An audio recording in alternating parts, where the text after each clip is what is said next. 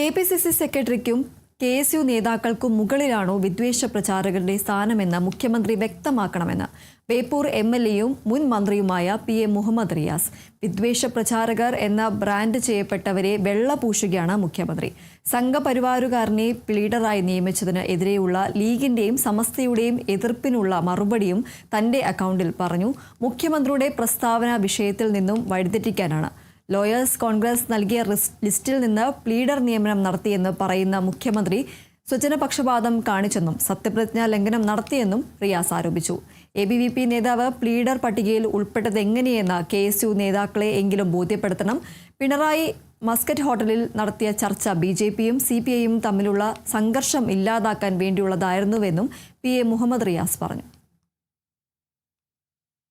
ABVPയുടെ നേതാവ് ഉൾപ്പെടെ BJPയുമായി ബന്ധമുള്ളവരെ എങ്ങനെ ജുഡീഷ്യറിയിൽ കോടതിയിൽ സ്റ്റേറ്റ് ഗവൺമെൻറ്റിൻ്റെ വോയിസ് ആയിട്ടുള്ള പ്ലീഡർ നിയമനത്തിൻ്റെ ഭാഗമായി നിശ്ചയിക്കപ്പെട്ടു.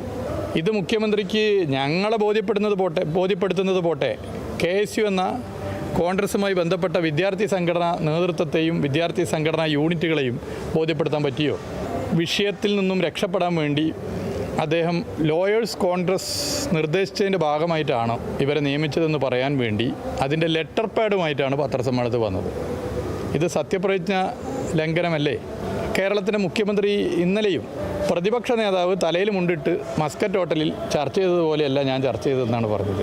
BJPയും RSSും CPIയും തമ്മിലുള്ള സംഘർഷത്തിന് പരിഹാരം കാണാൻ മുഖ്യമന്ത്രി നേരിട്ട് വിളിച്ചു ചേർത്ത യോഗമാണ്.